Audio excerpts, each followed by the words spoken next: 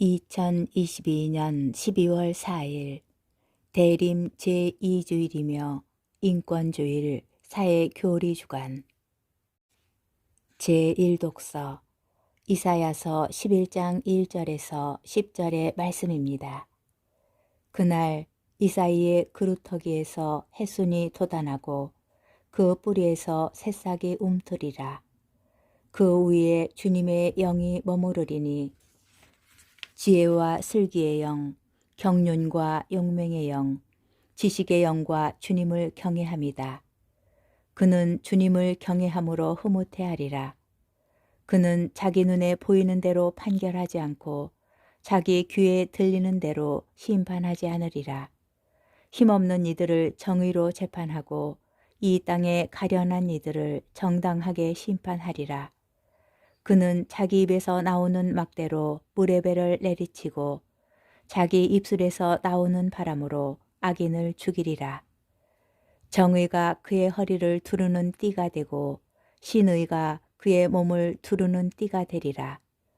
늑대가 새끼양과 함께 살고 표범이 새끼 염소와 함께 지내리라. 송아지가 새끼 사자와 더불어 살쪄가고 어린아이가 그들을 몰고 다니리라. 암소와 곰이 나란히 풀을 뜯고 그 새끼들이 함께 지내리라. 사자가 소처럼 여물을 먹고 젖먹이가 독사굴 위에서 장난하며 젖떨어진 아이가 살무사 굴에 손을 디밀리라. 나의 거룩한 산 어디에서도 사람들은 악하게도 패덕하게도 행동하지 않으리니 바다를 덮는 물처럼 땅이 주님을 알므로 가득할 것이기 때문이다. 그날에 이러한 일이 일어나리라. 이사이의 뿌리가 민족들의 깃발로 세워져 결의들이 그에게 찾아들고 그의 거처는 영광스럽게 되리라. 주님의 말씀입니다. 제2독서 사도 바오로의 로마서 15장 4절에서 9절의 말씀입니다. 형제 여러분, 성경에 미리 기록된 것은 우리를 가르치려고 기록된 것입니다. 그래서 우리는 성경에서 인내를 배우고 위로를 받아 희망을 간직하게 됩니다. 인내와 위로의 하느님께서 여러분이 그리스도 예수님의 뜻에 따라 서로 뜻을 같이 하게 하시어 한 마음 한 목소리로 우리 주 예수 그리스도의 아버지 하느님을 찬양하게 되기를 빕니다. 그러므로 그리스도께서 여러분을 기꺼이 받아들이신 것처럼 여러분도 하느님의 영광을 위하여 서로 기꺼이 받아들이십시오.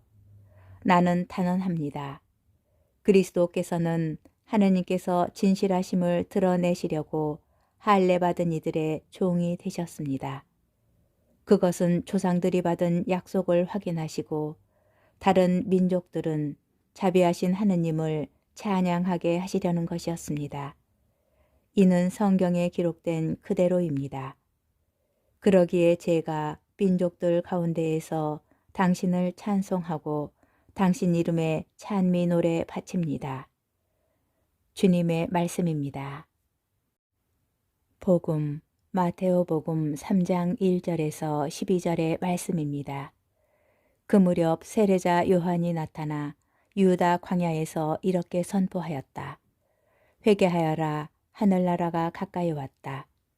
요한은 이사야 예언자가 말한 바로 그 사람이다. 이사야는 이렇게 말하였다. 광야에서 외치는 이의 소리, 너희는 주님의 길을 마련하여라. 그분의 길을 곧게 내어라. 요한은 낙타털로 된 옷을 입고 허리에 가죽띠를 둘렀다. 그의 음식은 메뚜기와 들꿀이었다. 그때에 예루살렘과 온 유다와 요르단 부근 지방의 모든 사람이 그에게 나아가 자기 죄를 고백하며 요르단 강에서 그에게 세례를 받았다. 그러나 요한은 많은 바리사이와 사두가이가 자기에게 세례를 받으러 오는 것을 보고 그들에게 말하였다. 독사의 자식들아, 다가오는 진노를 피하라고 누가 너희에게 일러주더냐. 회개에 합당한 열매를 맺어라. 그리고 우리는 아브라함을 조상으로 모시고 있다고 말할 생각일랑 하지 마라.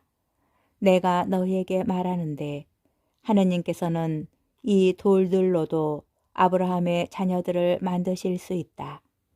도끼가 이미 나무 뿌리에 닿아 있다. 좋은 열매를 맺지 않는 나무는 모두 찍혀서 불 속에 던져진다. 나는 너희를 회개시키려고 물로 세례를 준다. 그러나 내 뒤에 오시는 분은 나보다 더 큰 능력을 지니신 분이시다. 나는 그분의 신발을 들고 다닐 자격조차 없다. 그분께서는 너희에게 성령과 불로 세례를 주실 것이다.